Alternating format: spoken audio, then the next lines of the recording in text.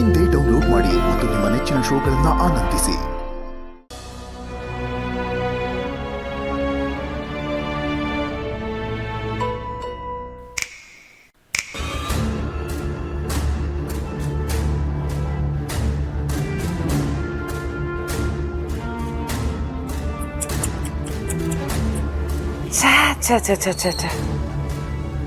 ನೀನು ನೋಡ್ತಾ ಇದ್ರೆ ನನಗೆ ಪಾಪ ಅಂತ ಅನ್ನಿಸ್ತಾ ಇದೆ.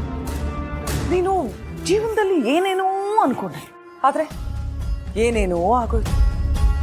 ಸುಳ್ಳು ಹೇಳಿ ಮದುವೆ ಮಾಡ್ಕೊಂಡೆ, ಮ್ಯಾರೇಜ್ ಸರ್ಟಿಫಿಕೇಟ್ನೂ ರೆಡಿ ಮಾಡ್ಕೊಂಡೆ, ಅಜ್ಜಿ ಆಸ್ತಿನೂ ಪಡ್ಕೊಂಡ್ಬಿಟ್ಟೆ. ಆದ್ರೆ ಈಗ ಏನಾಯ್ತು? ಎಲ್ಲ ಹೋಯ್ತು. ಈಗ ಸುಬ್ಬುನೂ ಇಲ್ಲ, ಮರ್ಯಾದೆನೂ ಇಲ್ಲ. ನೀನು ಸುಳ್ಳು ಹೇಳಿ ಮದುವೆ ಮಾಡ್ಕೊಂಡು ಆ ಮನೆಗೆ ಸೇರ್ಕೊಂಡ್ಬಿಟ್ಟೆ. ಅಬ್ಬಾಬಾಬಾಬಾ, ಅಲ್ಲೋದ್ಮೇಲೆ ಅಯ್ಯೋ ನನ್ನವರು ಇವ್ರು ನಮ್ಮವರು ಅಂತ ಕೊಚ್ಕೋತಾ ಇದ್ದೆ ನೀನು. ಯಾಕೆ ಹೀಗೆ ಹುಬ್ಳಿ ಬಂದಿದ್ಯಾ? ಅವ್ರು ಯಾರು ನಿನ್ನನ್ನು ಉಳಿಸ್ಕೊಳ್ಳಿಲ್ವಾ? ಅಲ್ಲ, ಎಷ್ಟು ಆಟ ಆಡ್ತಿದ್ಯಲ್ಲ ನೀನು. ನನ್ನನ್ನೇ ಎದುರು ಹಾಕೊಂಡು ಎಷ್ಟು ಮೆರೆದಾಡ್ದೆ ನೀನು. ನಿನ್ನ ಗತಿ ಹೀಗೆ ಆಗುತ್ತೆ ಅಂತ ನನಗೆ ಚೆನ್ನಾಗಿ ಗೊತ್ತಿತ್ತು ಶ್ರಾವಣ್. ಈ ವಿಜಯಾಂಬಿಕಾ ಅಂದ್ರೆ ಏನ್ ಅನ್ಕೊಂಡೆ ನೀನು? ನಾನು ಬೆಂಕಿ ಹಾಗೆ.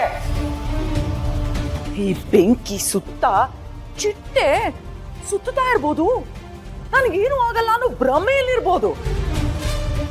ಆದ್ರೆ ಈ ಬೆಂಕಿಯ ಚಿಟ್ಟೆನ ಸುಟ್ಟು ಬೂದಿ ಮಾಡುತ್ತೆ. ಈಗಲೂ ಅಷ್ಟೇ, ನಿನ್ನ ಅಹಂಕಾರ, ನಿನ್ನ ಕೋಪ, ನಿನ್ನ ಪ್ರೀತಿ, ನಿನ್ನ ಜೀವನ ಎಲ್ಲ ಸುಟ್ಟು ಬೂದಿಯಾಗಿದೆ. ಇನ್ನು ಮುಂದೆ ನೀನು ನನ್ನ ಕಾಲಡಿಯಲ್ಲೇ ಬಿದ್ದಿರಬೇಕು. ಈ ವಿಜಯಾಂಬಿಕಾನ ಎದುರಾಕೊಂಡ್ರೆ ಏನಾಗುತ್ತೆ ಅಂತ ಗೊತ್ತಾಯ್ತು ತಾನೆ? ಹೊಸ್ಕಾಕ್ಬಿಡ್ತೀನಿ. ನಿನ್ನನ್ನು ಯಾರೂ ಕಾಪಾಡಕ್ ಬರಲ್ಲ. ಮಾತು ಮುಂಚೆ ಸುಬ್ಬು ಅಂತಿದ್ಯಲ್ಲ, ಈಗೇನಾಯ್ತು? ಅದೇ ಸುಬ್ಬುನೇ ನಿನ್ನ ವಿರುದ್ಧವಾಗಿ ನಿಂತಿದ್ದಾನೆ. ಈಗ ನೀನು ತವ್ರ ಮನೆಗೆ ಬಂದಿದ್ದೀನಿ ಅಂತ ಅನ್ಕೊಂಡಿದ್ಯಾ? ಇಲ್ಲ, ನೀನು ಮದುವೆನೇ ಆಗಿರ್ಲಿಲ್ಲ. ಇನ್ ಹೇಗ್ ನಿನಗೆ ತವ್ರ ಮನೆ ಆಗುತ್ತೆ? ನೀನು ಮತ್ತೆ ವಾಪಸ್ ಬಂದಿರೋದು ನರಕಕ್ಕೆ. ಈ ನರಕದಲ್ಲಿ ನೀನು ಅನುಭವಿಸೋ ಶಿಕ್ಷೆ ಏನು ಅಂತ ನಿನಗಿನ್ನೂ ಗೊತ್ತಿಲ್ಲ. ನೋಡ್ತಾ ಇರು, ಇನ್ನು ಏನೆಲ್ಲ ಅನುಭವಿಸ್ತೀಯ ಅಂತ ನೋಡ್ತಾ ಇರು.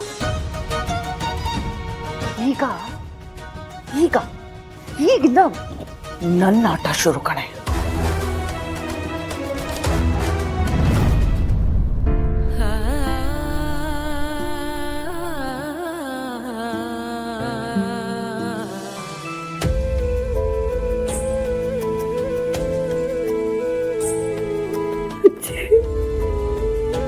ಯಾಕೆ ಹೀಗಾಗ್ತದೆ ಅಜ್ಜಿ? ನಾನಷ್ಟೊಂದು ಪಾಪಿನ? ನನಗೆ ಬುದ್ಧಿ ಬರೋಕ್ಕೂ ಮುಂಚೆ ನನ್ನ ಜೀವನದಲ್ಲಿ ಏನೇನೋ ಆಗೋಯ್ತು. ಈಗ ಬುದ್ಧಿ ಇಲ್ಲದೆ ಏನೋ ತಪ್ಪುಗಳನ್ನು ಮಾಡಿ ನನ್ನ ಪ್ರೀತಿನೂ ನಾನು ಕಳ್ಕೊಂಡ್ಬಿಟ್ಟೆ ಅಜ್ಜಿ. ಎಲ್ಲ ಮುಗ್ದೋಯ್ತು ಅಜ್ಜಿ. ಈಗ ನನ್ನ ಪ್ರೀತಿ ನನಗೆ ಸಿಗಲ್ಲ ಅಲ್ವಾ? ಯಾಕೋ ಕಂದ ಹೀಗೆಲ್ಲ ಮಾತಾಡ್ತಿದೀಯಾ? ಹೀಗೆಲ್ಲ ನಂಬಿಕೆ ಕಳ್ಕೊಂಡು ಮಾತಾಡಬಾರ್ದು ಪುಟ್ಟ. ನಿನಗೆ ಬ್ರಹ್ಮಾಂಡದ ಬಗ್ಗೆ ಗೊತ್ತಾ? ಈ ಬ್ರಹ್ಮಾಂಡ ನಮ್ಗೆ ಏನೇನು ಬೇಕೋ ಅದನ್ನೆಲ್ಲ ಕೊಟ್ಟಿದೆ. ಉಸಿರಾಡಕ್ಕೆ ಗಾಳಿ, ಬದುಕಕ್ಕೆ ಅನ್ನ ನೀರು, ಜೀವನ ಮಾಡೋಕ್ಕೆ ಪ್ರೀತಿ, ಇದೆಲ್ಲ ಕೊಟ್ಟಿರೋದು ಈ ಬ್ರಹ್ಮಾಂಡನೇ. ನಾವು ಧೈರ್ಯ ಕಳ್ಕೊಳ್ದೆ ಇದನ್ನೆಲ್ಲ ಹೇಗೆ ಸರಿಯಾಗಿ ಬಳಸ್ಕೋಬೇಕು ಅನ್ನೋದ್ರ ಬಗ್ಗೆ ಯೋಚನೆ ಮಾಡಬೇಕು ನಾವು.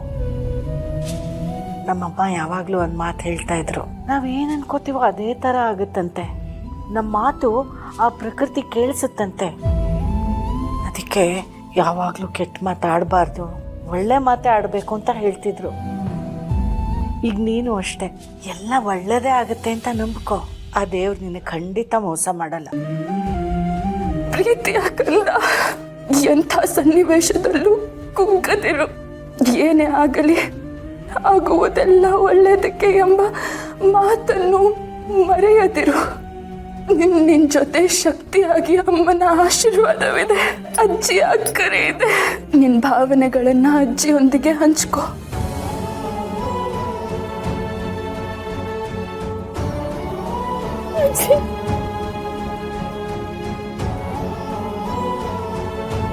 ಯಾಕೋ ಕಂದ, ಯಾಕಮ್ಮ ಇಷ್ಟೊಂದು ಅಂದ್ಕೊಂಡಿದೀಯ?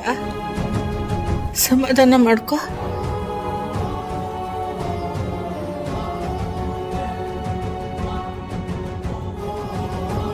ಅಜ್ಜಿ, ನೀನು ಈ ಥರ ಎಲ್ಲ ಮಾತಾಡುವಾಗ ನನಗೆ ಒಂಥರ ಧೈರ್ಯ ಅನ್ನಿಸ್ತಾ ಇದೆ. ಎಲ್ಲ ಸರಿ ಹೋಗುತ್ತೇನೋ ಅನ್ಸುತ್ತೆ. ಆದ್ರೆ ಹೆಂಗಜ್ಜಿ?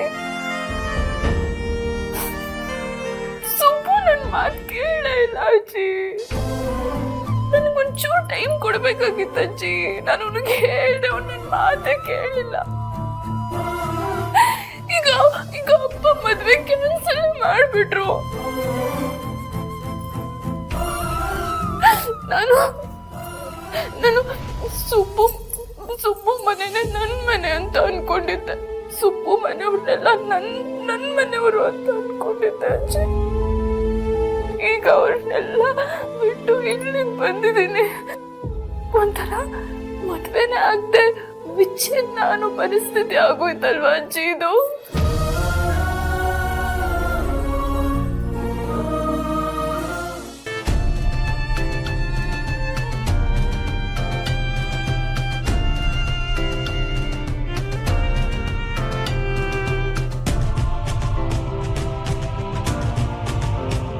ಸುಬ್ಬು, ಯಾಕೋ ಲೈಟ್ ಆಫ್ ಆಗಿದೆ? ಬಲ್ಪ್ ಏನಾರ ಬರ್ನ್ ಆಗಿದೆಯಾ? ಲೈಫೇ ಬರ್ನ್ ಆಗಿದೆ. ಏನಂದೆ? ಏನಿಲ್ಲ, ಲೈಟ್ ಆಫ್ ಆಗಿದೆ ಅಂದರೆ. ಲೈಟು ಆಫ್ ಆಗಿದೆಯಾ? ಓಹೋ, ಆಫ್ ಆಗಿರೋದು ಲೈಟ್ ಅಲ್ಲ, ನಿನ್ನ ಮೂಡು. ಯಾಕೆ, ಏನಾಯ್ತು? ಏನಾಗಿಲ್ಲ ಬಾಬಾ, ಏನಿಲ್ಲ. ಏನೂ ಆಗಿಲ್ವಾ? ಏನೂ ಆಗಿಲ್ಲ ಅಂತಂದರೆ ನೀನು ಹಿಂಗಿರಲ್ವಲ್ಲ. ನಿನ್ನ ಮುಖದಲ್ಲಿ ಯಾವಾಗಲೂ ನಗು ಇರುತ್ತೆ. ಇವತ್ತು ಏನೂ ಆಗಿಲ್ಲ ಅಂತ ಹೇಳ್ತಾ ಇದೆಯಾ? ಯಾಕೆ, ಯಜಮಾನ್ರ ಏನಾರು ಕ್ಯಾಕರ್ಸ್ ಉಗಿದ್ರ ಅಜ್ಜಿ? ನಿನಗೆ ಯಾಕೆ ಅವ್ರು ಉಗಿತಾರಲ್ಲ ಪಾಪ? ನೀನು ತಪ್ಪೇ ಮಾಡಲ್ಲ. ಅದು ಅಲ್ಲದೆ ಯಜಮಾನರು ನಿನ್ನನ್ನು ಮಗ ಅಂತ ಒಪ್ಕೊಂಡಾಗಿದೆ. ಅಳಿಯ ಅಂತ ಬಾಯಿ ತುಂಬ ಕರಿತಿರ್ತಾರೆ ಅಂತಂದ್ರಲ್ಲ, ಅವ್ರು ಯಾಕೆ ಬೈತಾರೆ? ನೋಡು ಸುಬ್ಬು, ಮನಸ್ಸಲ್ಲಿ ಏನಾರ ಹಚ್ಕೊಂಡ್ರೆ ಮುಖದಲ್ಲಿ ನಗು ಅನ್ನೋದು ಹೋಗುತ್ತೆ, ಹೋಗಿ ತಲೆನೋವು ಅನ್ನೋದು ಬರುತ್ತೆ. ಆವಾಗ ಹೀಗೆ ಕೂತಿರ್ತೀಯ ನೋಡು.